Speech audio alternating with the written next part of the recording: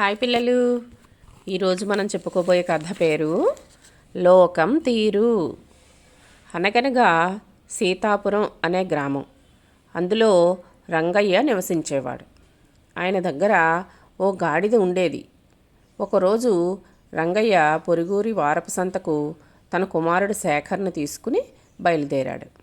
తిరిగి వచ్చేటప్పుడు సామగ్రి మోయడం కోసం తమ వెంట గాడిదను తీసుకువెళ్తున్నారు. అసలే వేసవికాలం కావడంతో కాస్త ఎండలు ఎక్కువగానే ఉన్నాయి. కొంచెం దూరం వెళ్ళిన తర్వాత వారి గ్రామానికే చెందిన ఓ ఇద్దరు వ్యక్తులు ఎదురయ్యారు. ఏమయ్యా, ఇంత ఎండలో నీ కొడుకుని నడిపిస్తున్నావు? ఎలాగూ నీ దగ్గర గాడిద ఉంది కదా, దాని మీద పిల్లాడిని కూర్చోపెట్టుకుని తీసుకువెళ్ళొచ్చు కదా అన్నారు. దీంతో రంగయ్య శేఖర్ను గాడిద మీద కూర్చోబెట్టాడు. ఇలా మరికొంత దూరం వెళ్ళాక వయసులో కాస్త పెద్ద ఆయన ఎదురయ్యాడు.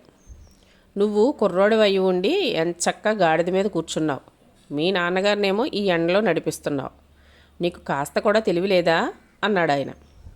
అవును, నిజమే అనుకుని శేఖర్ గాడిద దిగి వాళ్ళ నాన్నను కూర్చోబెట్టాడు.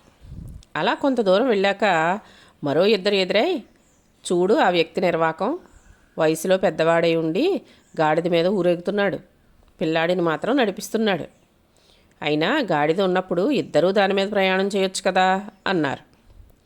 సరే అని ఇద్దరు గాడిద మీద కూర్చుని ముందుకు సాగుతున్నారు. మీకు అసలు మానవత్వం ఉందా?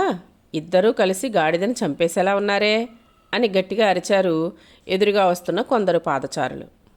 అయ్యో నిజమే కదా, గాడిద ఇద్దరిని ఎలా మోయగలదు అనుకుని తండ్రి కొడుకులిద్దరూ దాని మీద నుంచి కిందకి దిగారు. అది బాగా అలసిపోయి కనిపించేసరికి ఓ పెద్ద గోనె సంచిలో దాన్ని కూర్చుండబెట్టి గట్టి కర్రకు కట్టి ఇద్దరూ తమ భుజాల మీద మోయడం ప్రారంభించారు. అలా కొంత దూరం నడిచాక, హే చూడండి, గాడిదను మనుషులు మోస్తున్నారు అని మరికొందరు వీళ్ళ దగ్గరకు వచ్చి బిగ్గరగా నవ్వారు. ఈ గందరగోళానికి గాడిద భయంతో సంచిలోంచి గెంతి పారిపోయింది. అసలు ఈ లోకం తీరే ఇంత, ఏం చేసినా ఎవరో ఒకరు ఏదో ఒకటి అంటూనే ఉంటారు. అలా అందరి మాటలు వినకుండా మన పని మనం చేసుకుంటే సరిపోయేది అనుకున్నారు ఆ తండ్రి కొడుకులు. బాగుంది కదా. ఇది ఈనాడు ఆదివారం పుస్తకంలో వచ్చిన కథ.